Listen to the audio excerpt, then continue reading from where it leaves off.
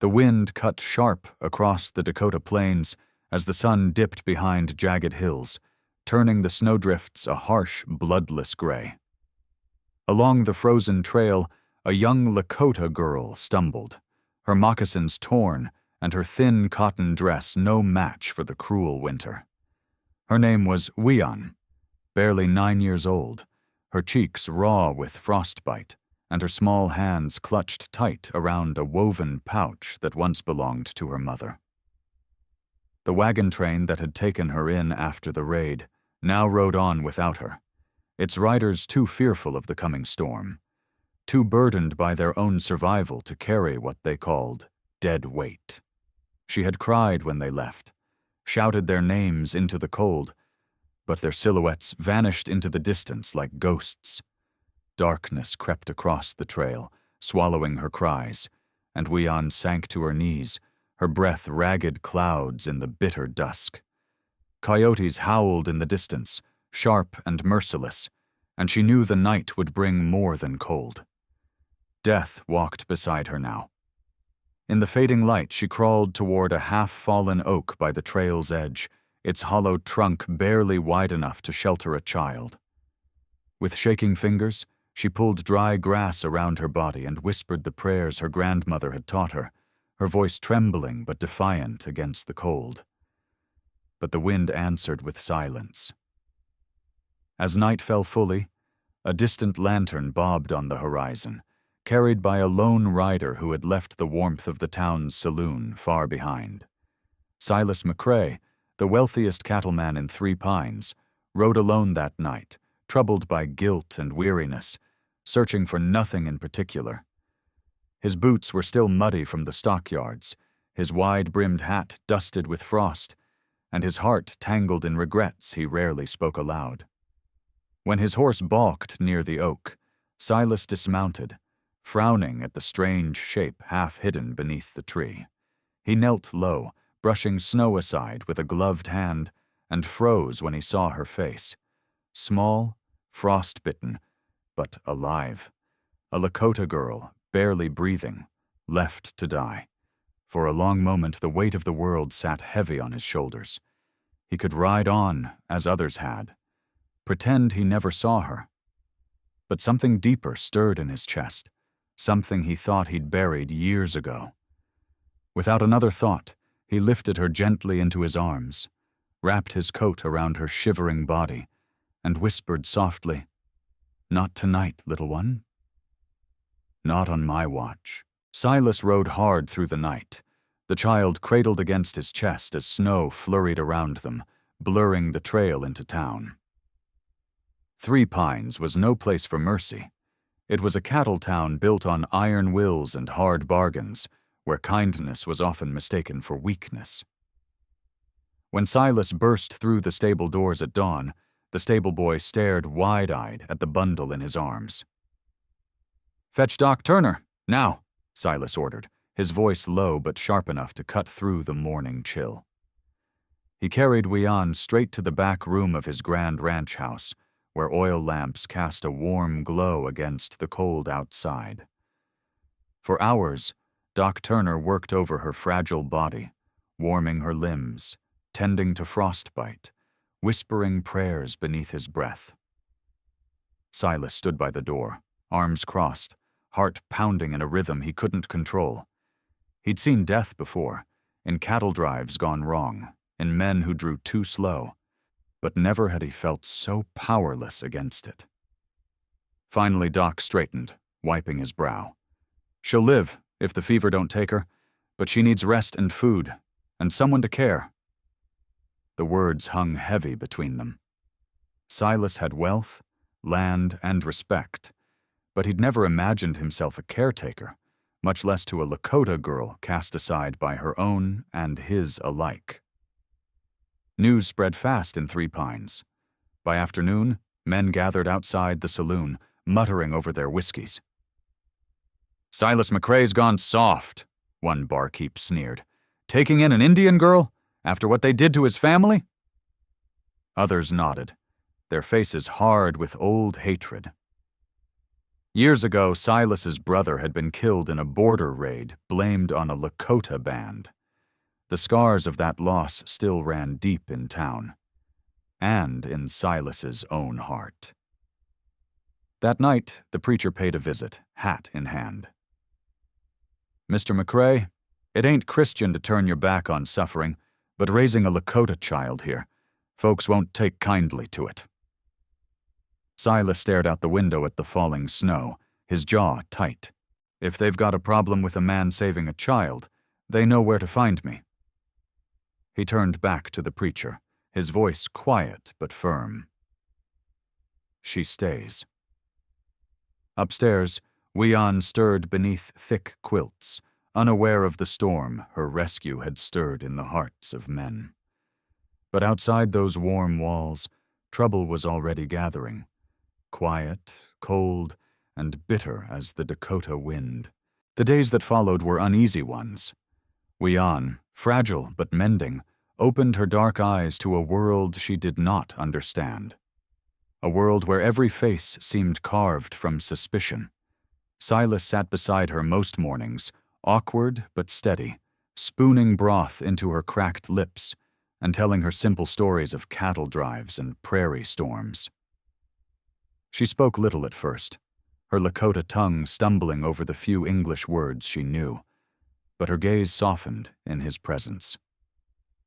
Outside, however, the town of Three Pines grew restless. The councilmen gathered behind closed doors, their voices sharp with judgment. Old Man Fletcher, who ran the general store, spat tobacco into the snow and growled, "Silas is bringing danger to our doorstep." First one Lakota girl, next her whole tribe. The fear of old raids, of bloodshed long past, lingered like a scar they refused to let heal. Even the ranch hands, loyal as they were, cast wary glances when they passed her room. But Silas stood firm. He'd buried his brother years ago, and with him, he thought he'd buried his bitterness. But looking at Weon, so small, so abandoned, he could no longer carry hate like a badge of honor.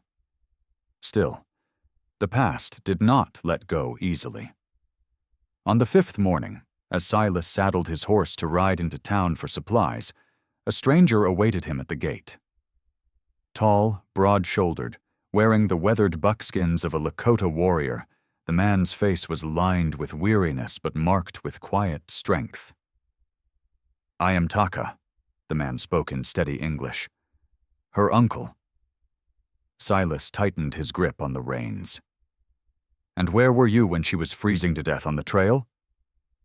Taka's jaw flexed, shame flickering behind his stoic gaze. "We were driven off by soldiers. I searched for her. Only now have I found where she was left."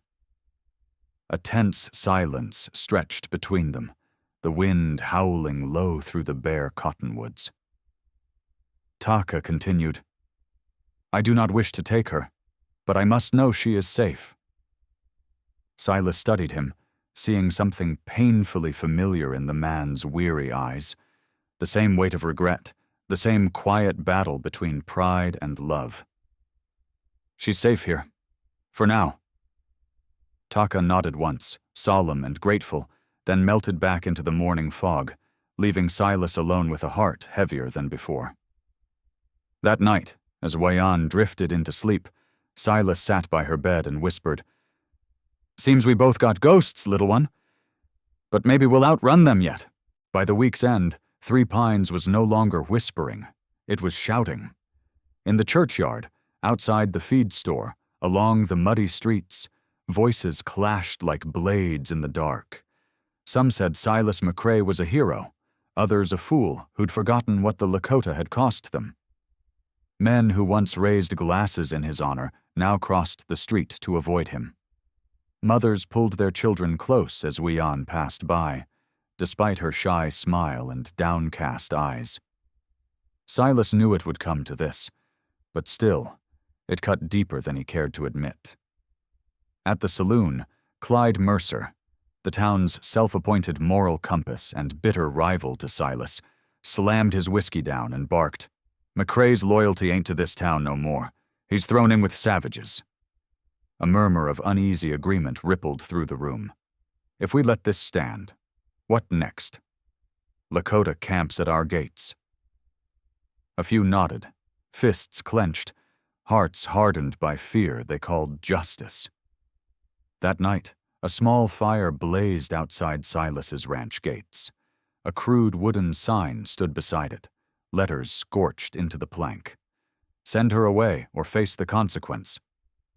Silas found it at dawn, the smoke still warm. He tore the sign from the ground, hands steady but heart racing. This wasn't just talk anymore. He spent the day reinforcing the ranch's gates, oiling his rifle and making quiet preparations. But when he looked in on Wian, who sat sewing by the window, humming a soft Lakota lullaby, all the walls in the world felt thin. That evening, the preacher returned, not with warnings, but with quiet resolve. Some of us stand with you, Silas. Mercy ain't a crime, but you need to know. Clyde and his lot, they mean to drive her out by force if you won't. Silas met his gaze without flinching. Let them come, but they'll answer for it. Outside, the wind carried the scent of frost and smoke, as if the earth itself held its breath for what was to come. In the hills beyond town, Taka watched from the shadows, his bow strung and ready, unwilling to abandon the child twice.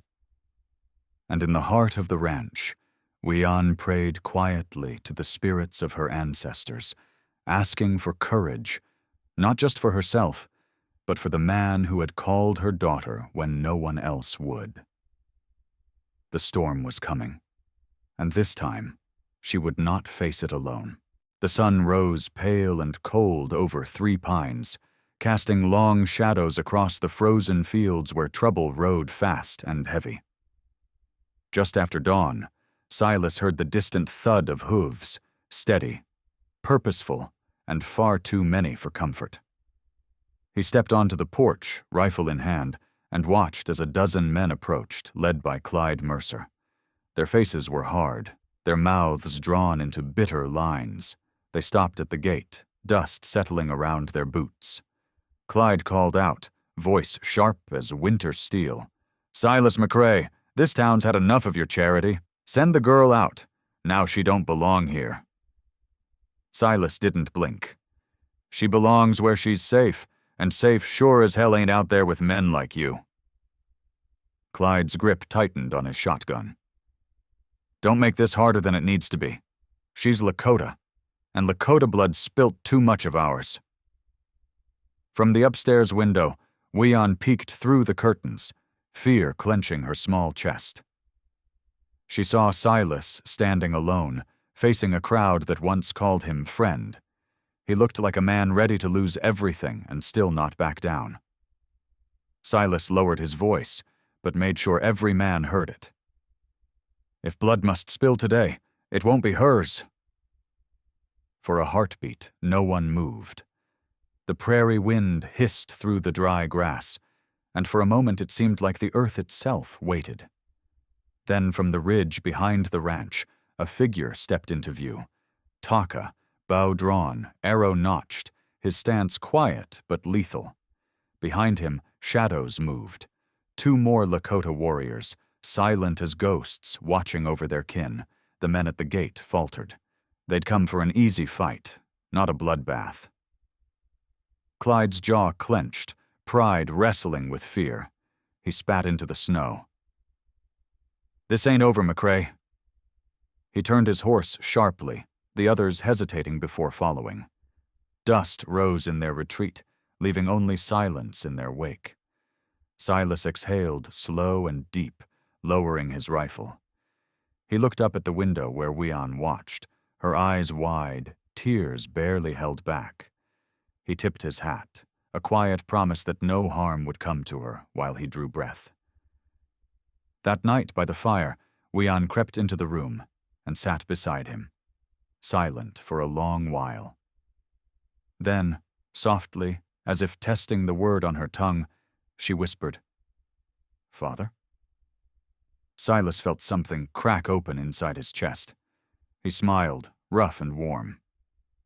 Yeah, little one. I reckon that's what I am now. The following days settled into an uneasy calm, as if the whole town held its breath, waiting for the next spark to ignite the fire. Silas kept to his ranch, working the fields by day and reading by the lamplight with Wyan at night. She sat close beside him now, her frost-bitten hands wrapped in new mittens he'd bought from the general store, though Fletcher the shopkeeper had glared at them both as he rang up the sale. In the warmth of the ranch, Wyan began to smile again.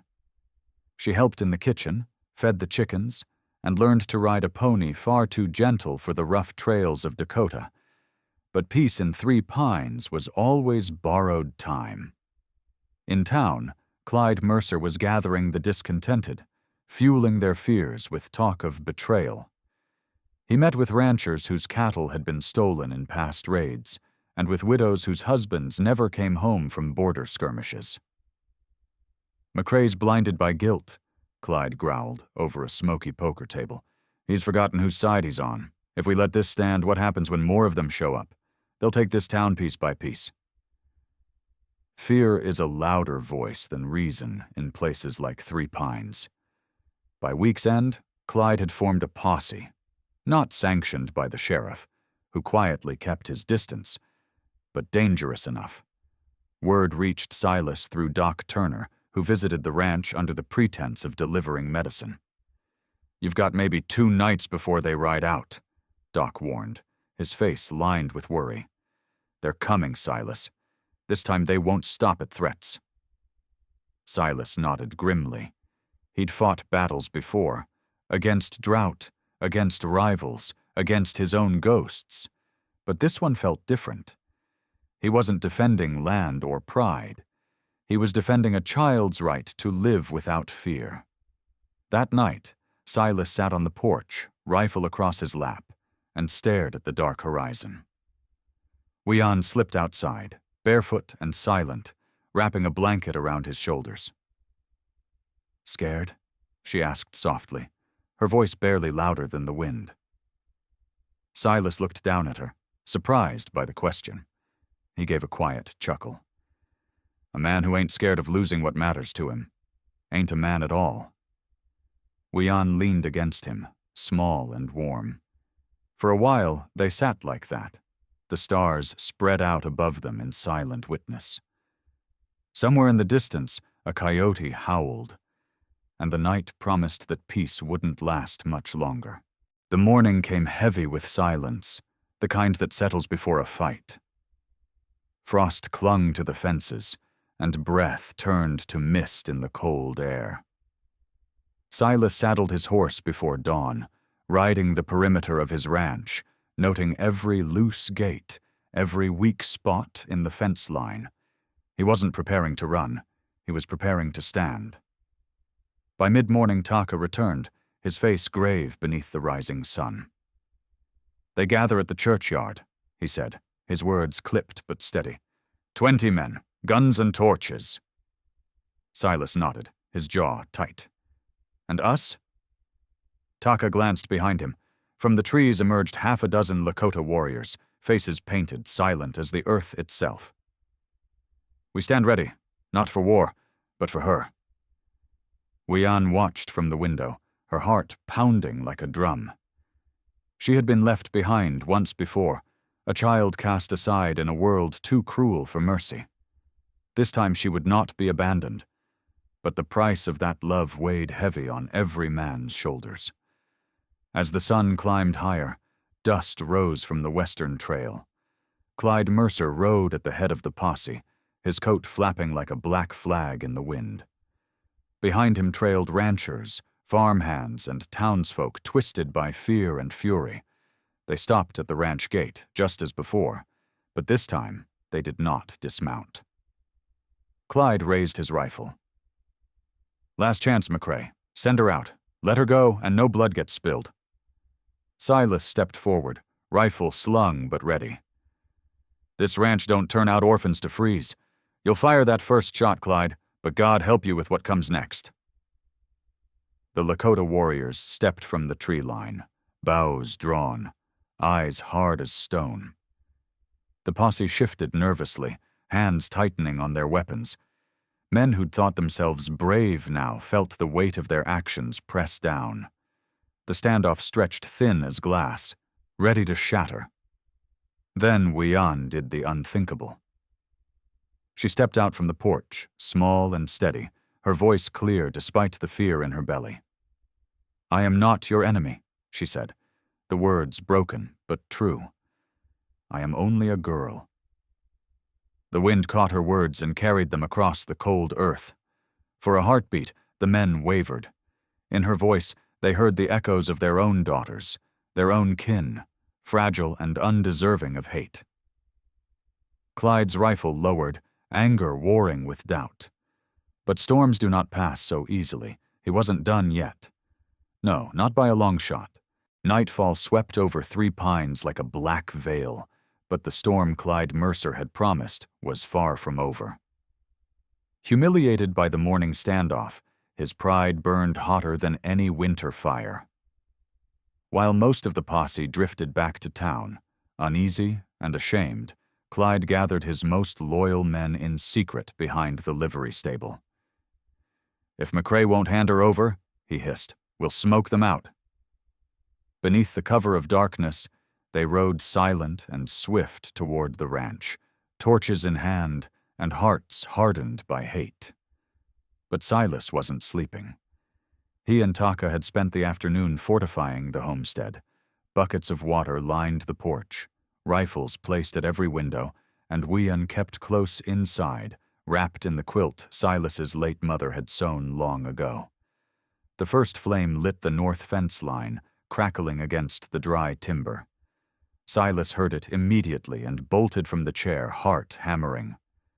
"They've come," he growled, grabbing his rifle and rushing outside.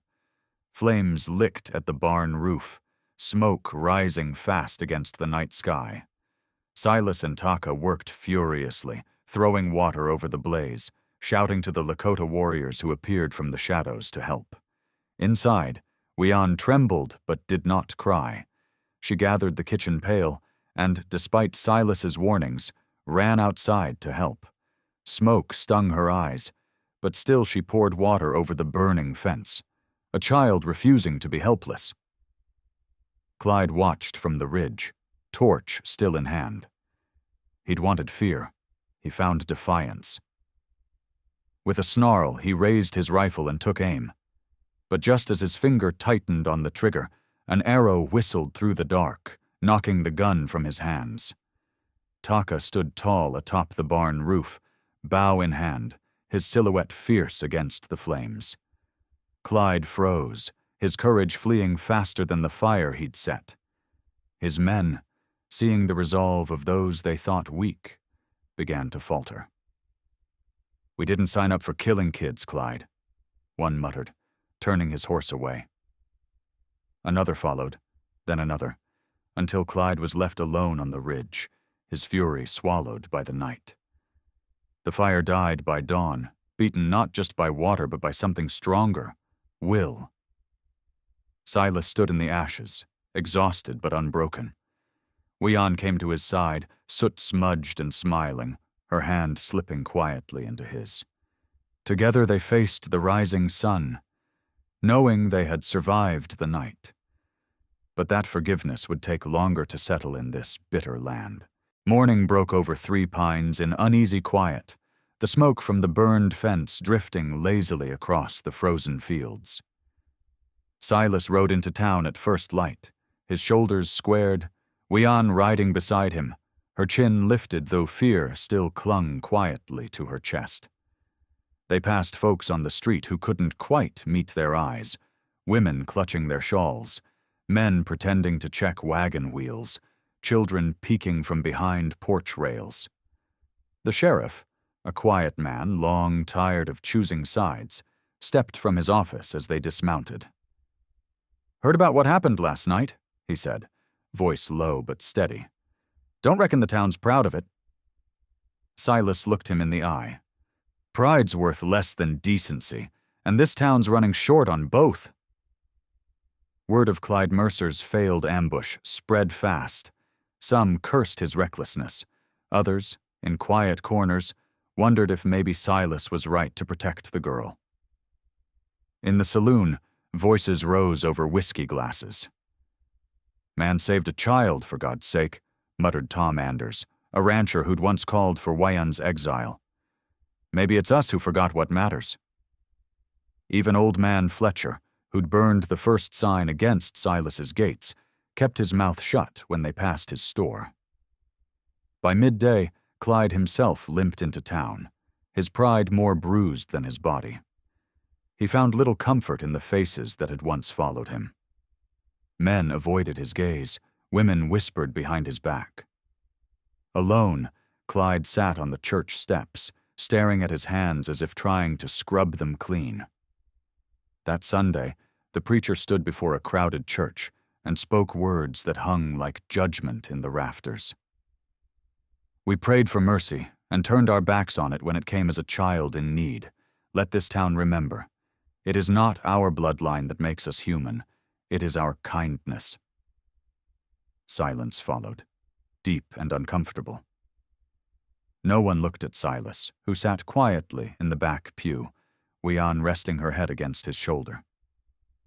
After service, a few townsfolk approached, Doc Turner first offering a quiet nod, then Miss Eleanor, who placed a hand on Wian's head and whispered a blessing in trembling tones. The thaw had begun, slow and fragile as spring's first melt. Silas knew not all hearts would change overnight. Some would cling to fear, others to hate. But for now, Wian had a home, and that was enough. As they rode back to the ranch, the prairie stretched wide and quiet, a land still scarred but slowly healing beneath the winter sun. Winter finally loosened its cruel grip, and spring crept slowly across the Dakota plains, one thawed stream and blooming wildflower at a time.